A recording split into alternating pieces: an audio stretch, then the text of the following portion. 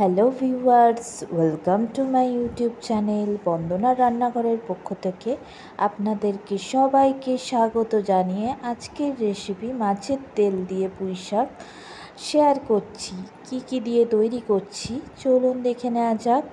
আমি পুঁই শাক নিয়েছি, এই যে দেখুন এরকম করে কেটে নিয়েছি। আর কুমড়ো, আলুগুলোকে চৌকো চৌকো করে কেটে নিয়েছি।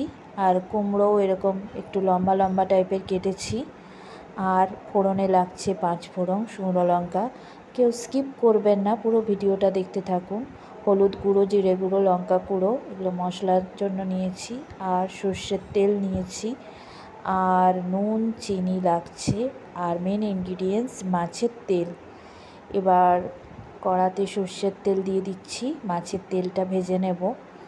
রেসিপিটাতে যদি কোনো ভুল ত্রুটি থাকে আপনারা জানাবেন কমেন্টে। আমার মাছের তেল ভাজা হয়ে গেছে। কড়াতে সর্ষের তেল, 5 ফোড়ন, শুকনো লঙ্কা দিয়ে আলু দিচ্ছি, দিয়ে ভেজে নিচ্ছি।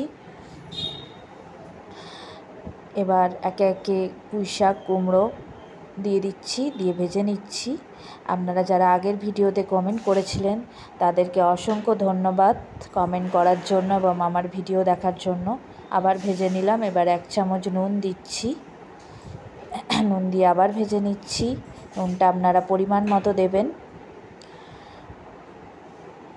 নতুন যারা ভিউয়ার্স আছেন অবশ্যই চ্যানেলটাকে সাবস্ক্রাইব করে দেবেন। এবার মশলাগুলো দিয়ে দিচ্ছি, 1 চামচ করে হলুদ গুঁড়ো, জিরে গুঁড়ো, লঙ্কা গুঁড়ো দিয়ে আবার ভেজে নিচ্ছি।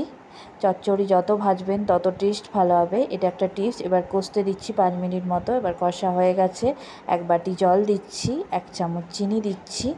চিনিটাকে মিশিয়ে নিচ্ছি ভালো করে। মেশানো হয়ে গেছে। এবার ঢাকা দিয়ে দিচ্ছি 10 মিনিট মতো সিদ্ধ হতে। 10 মিনিট পর সিদ্ধ হয়ে গেছে। এবার মাছের তেলটা দিয়ে দিচ্ছি, যেটা ভেজে রেখেছিলাম।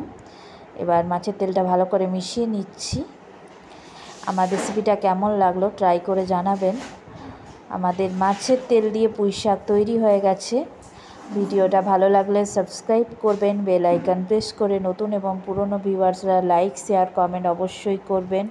ততক্ষণের জন্য বাই। পরবর্তী ভিডিওতে আবার দেখা হবে।